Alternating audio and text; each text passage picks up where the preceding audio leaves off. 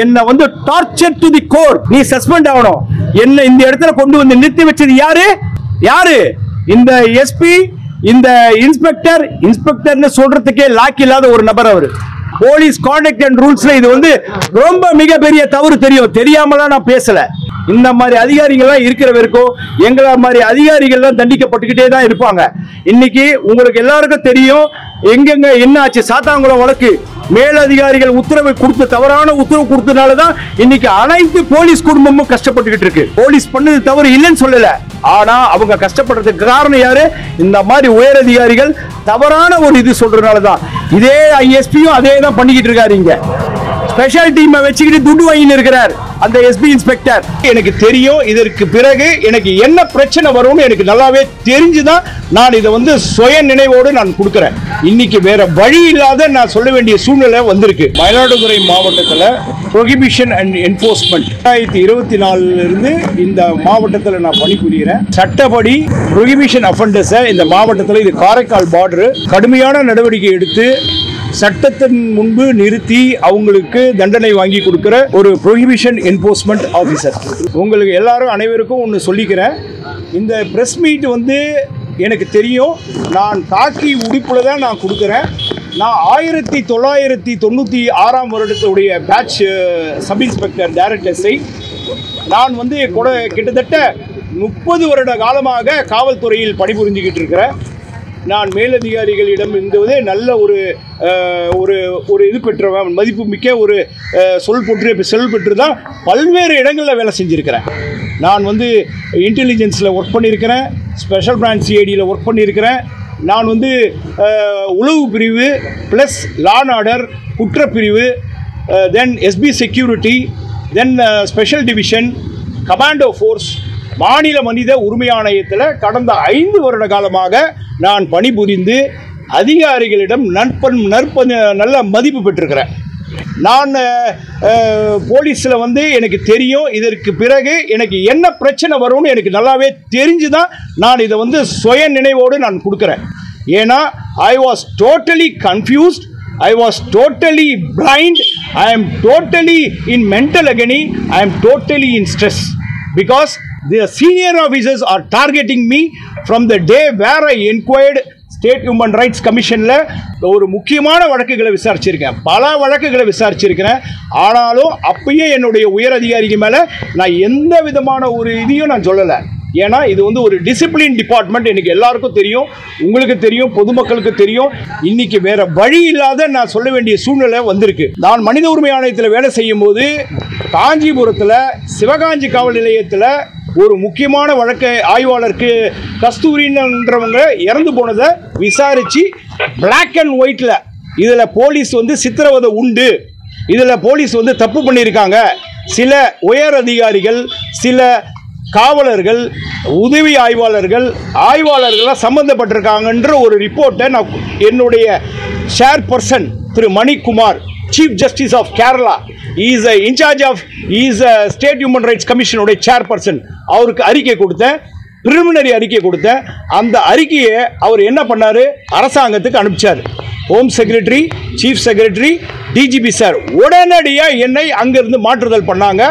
இதுக்கு அந்த சேர்பர்சனு கடுமையான எதிர்ப்பு தெரிவித்து என்னை மாற்றக்கூடாது, இந்த மாதிரி அதிகாரிகளை மாற்றக்கூடாதுன்னு சொல்லி என்னை அங்கே தொடர்ந்து 1 மாத காலமாக அங்கே பணியில் வச்சு, அதுக்கப்புறம் அவருக்கு நெருக்கடி கொடுத்த உடனே வேறு வழி இல்லாமல் நான் அங்கிருந்து மாற்றப்பட்டு மயிலாடுதுறை மாவட்டத்தில் நான் பணிபுரிஞ்சுக்கிட்டு இருக்கேன். நான் வந்து இன்னையோட பார்த்தீங்கன்னா 9 மாத காலம் ஆகுது. இதில் 1200 வழக்குகளை பதிவு பண்ணியிருக்கோம். மயிலாடுதுறையிலையும் சீர்காழியிலும் பண்ணியிருக்கோம். 600லேருந்து 700 கைது பண்ணி ரிமாண்ட் பண்ணியிருக்கோம். கஞ்சா வழக்குகள், ப்ரொஹிபிஷன் வழக்குகள், என்ஃபோர்ஸ்மெண்ட்டில் இருக்கிற அனைத்து உத்தரவுகள், இங்கே இருக்கிற எஸ்பி அவங்க திரு ஸ்டாலின் அவங்களுடைய ஐபிஎஸ் அவர்களுடைய உத்தரவாகட்டும், எங்களுடைய மேலதிகாரி ஏடிஜிபி என்ஃபோர்ஸ்மெண்ட்டு அவங்க உத்தரவாகட்டும், எல்லா உத்தரவையும் மதித்து செயல்பட்டு இருக்கிறோம். பல்வேறு மெமோ வரணும். போலீஸில் வேலை செஞ்சால் வரும், போலீஸில் வேலை செஞ்சால் வந்து எல்லாம் கேள்வி கேட்பாங்க. அதுக்கு உண்டான பதில் அறிக்கையெல்லாம் நாங்கள் கொடுத்துக்கிட்டு இருக்கிறேன்.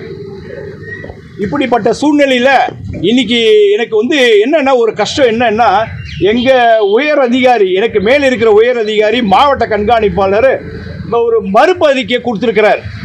அதுதான் வேதனையாக இருக்குது. அதாவது வாகனமே எங்கிட்ட பறிக்கப்படலை அப்படின்னு சொல்கிறார். ப்ரெஸ்ஸை கூப்பிட்டு தவறான இதெல்லாம் போடாதீங்க அப்படின்னு சொல்கிறார். Right, okay, I accept it. நான் என்ன சொல்ல வரேன்னா, கடந்த 5/7/2025 என்னுடைய டிரைவர் வடிவேல் என்றவர் பொலரோ வெஹிக்கிளில் அவரும் இருக்கார்.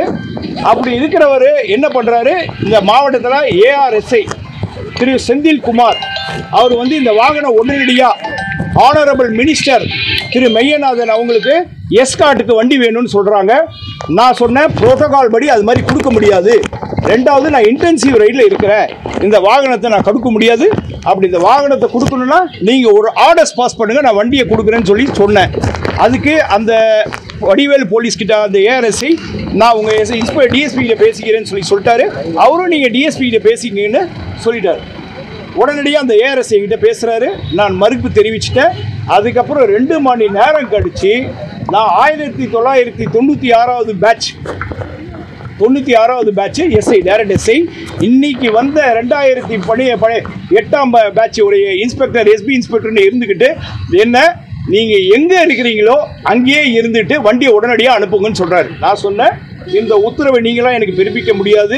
நீங்கள் வந்து எனக்கு மேலதிகாரிகள் சொன்னால் தான் நான் வண்டி அனுப்ப முடியும், ஆர்டர்ஸ் இல்லாமல் வண்டி அனுப்ப முடியாது சொன்னோன்னே அடுத்த 10 நிமிடத்தில் மைக்கில் திரு நாகராஜ் கண்ட்ரோல் ரூம் அவர் எனக்கு சொல்கிறார், கட்டளையிடுறார், உடனடியாக நீங்கள் போய் திருச்செந்தூர் பாதுகாப்பு பணிக்கு போங்கன்னு சொல்கிறார்.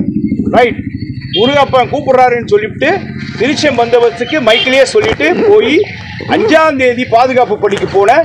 எனக்கு எந்த வண்டி என்கிட்ட கேட்டாங்களோ அதே வண்டியில தான் நான் பயணம் செஞ்சேன். அதாவது நான் மனித உரிமை ஆணையத்தில் அவர் ஆனரபிள் CM அவங்களுக்கு ஒரு அன்பான ஒரு பணிவான வேண்டுகோளை வச்சிருக்கேன். நீங்க வந்து ஒரு நல்ல ஒரு நிர்வாகத்தை பண்ணிக்கிட்டு இருக்கிறீங்க. ஆனா ஏனோ உங்களுக்கு சில விஷயங்கள்லாம் தெரிய மாட்டேங்குது. நான் ஐயா கிட்ட ஒண்ணு சொல்றேன். நான் சிறப்பான நிர்வாகம், அதுல எந்த விதமான மாற்றமும் கிடையாது. ஆனா சில அதிகாரிகள் உங்களுடைய கவனத்துக்கு கொண்டு வந்தாங்களா இல்லையான்னு எனக்கு தெரியல. மனித உரிமை ஆணையத்தில் வேலை செஞ்சு போயிட்டு எனக்கு நான் நவம்பர் மாசம் வந்தேங்க சார். நல்லா புரிஞ்சுக்கங்க சார், நான் நவம்பர் மாசம் 2024 வந்தேங்க சார். நவம்பர் மாசம் 2024 இங்க மயிலாடுதுறைக்கு வந்தேங்க சார். நான் வந்து சம்பளத்தில் வேலை செய்யறேன் சார், வேற எதுலயும் வேலை செய்யல சார். ஆனா சார் மார்ச் மாசம் வரைக்கும் சார் எனக்கு சம்பளம் போடல சார். நவம்பர், டிசம்பர், ஜனவரி, பிப்ரவரி பெட்டிஷன் கொடுத்துட்டேன் சார். SP கிட்ட எல்லார்கிட்டையும் கொடுத்துட்டேன் சார். 4 மாத சம்பளம் போடல சார். சம்பளம் போடலையா சார்? நான் என்ன பண்ணேன், இப்போ இன்னைக்கு வந்து உங்க முன்னாடி நிக்கிறதுக்கு அன்னைக்கே நிக்க முடியும், நிக்க கூடாது, எல்லாத்தையும் கட்டுப்படுத்திக்கிட்டு வேலை செஞ்சேங்க சார். செய்யும் பொழுதுங்க சார் ஒண்ணு பண்ணாங்க சார், நான் மனநிலைக்கு VRS கொடுத்துட்டேன் சார், வாலண்டரி ரிட்டையர்மெண்ட் சர்வீஸ். எனக்கு இன்னும் 7 வருஷம் இருக்கு சார். 7 வருஷம் இருக்குதுங்க, வேலையே வேண்டாம் எனக்கு கொடுத்துட்டேன் சார். அரசாங்கமும் என்ன 3 விதில விசாரிப்பாங்க, விஜிலன்ஸ், SBCID, CBCID 3 இடத்துல விசாரிப்பாங்க. அதிகாரிகளை விசாரிச்சு நல்ல கருத்து இருந்துச்சுன்னா VRS கொடுத்துருவாங்க.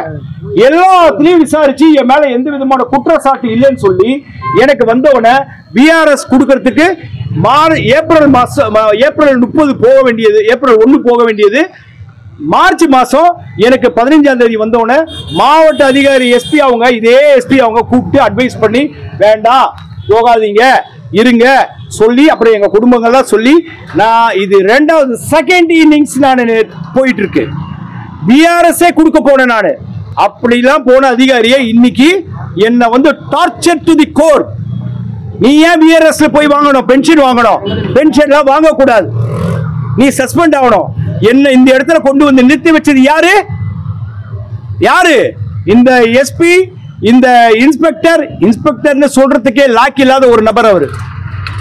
அவரை சொன்னா எனக்கு அசிங்கம். நான் மேல இருக்கிற அதிகாரிகளை தான் சொல்லணும். ADG law and order, IG INT, SP இந்த 3 பேரு கூடுதலா எஸ்பி இன்ஸ்பெக்டர் இவங்க தான் இந்த இடத்துல நின்று பேட்டி கொடுக்கறதுக்கு எனக்கு தெரியும். இது வந்து எவ்வளவு இதாகும்னு எனக்கு தெரியும். போலீஸ் கான்டக்ட் அண்ட் ரூல்ஸ்ல இது வந்து ரொம்ப மிகப்பெரிய தவறு தெரியும். தெரியாமலாம் நான் பேசல. But the world should want to understand, our honorable CM should want to understand, he should want to take action against these officers. They are all making us to do provoking us. They are making provoking and it leads to this. இதனால தான் நான் வந்து இக்க வேண்டிய சூழ்நிலை, வேற வழி இல்லை சார். அதனால ஆனரபிள் சிஎம் அவங்களை வந்து மன்றாடி வேண்டிக்கிறேன், தயவு செய்து இதை விசாரிங்க. இந்த மாதிரி அதிகாரிகள்லாம் இருக்கிற வரைக்கும் எங்களை மாதிரி அதிகாரிகள்லாம் தண்டிக்கப்பட்டுக்கிட்டே தான் இருப்பாங்க. இன்னைக்கு உங்களுக்கு எல்லாருக்கும் தெரியும் எங்கெங்க என்ன ஆச்சு. சாத்தாங்குளம் வழக்கு மேலதிகாரிகள் உத்தரவு கொடுத்து தவறான உத்தரவு கொடுத்தனால தான் இன்னைக்கு அனைத்து போலீஸ் குடும்பமும் கஷ்டப்பட்டுக்கிட்டு இருக்கு. அவங்க பண்ணது தவறு, போலீஸ் பண்ணது தவறு இல்லைன்னு சொல்லல. ஆனா அவங்க கஷ்டப்படுறதுக்கு காரணம் யாரு? இந்த மாதிரி உயர் அதிகாரிகள் தவறான ஒரு இது சொல்றதுனால தான். இதே ஐஎஸ்பியும் அதே தான் பண்ணிக்கிட்டு இருக்காரு. இங்க ஸ்பெஷல் டீமை வச்சுக்கிட்டு துட்டு வாங்கிட்டு இருக்கிறார் அந்த எஸ்பி இன்ஸ்பெக்டர். ஸ்பெஷல் டீம் யார் யாருன்னு அவங்க மேலதிகாரிகள் விசாரிச்சா தெரியும். நான் எந்த விசாரணைக்கும் நான் வந்து கோஆபரேட் பண்றேன். ஆனா விசாரிக்காமையே இவங்க ஒரு பதில் அறிக்கை கொடுக்கிறது தவறு, கண்டிக்கத்தக்கது. அதனால உண்மையை உங்ககிட்ட விட்டுற, நீங்க என்ன வேணாலும் பண்ணுங்க. தேங்க்யூ.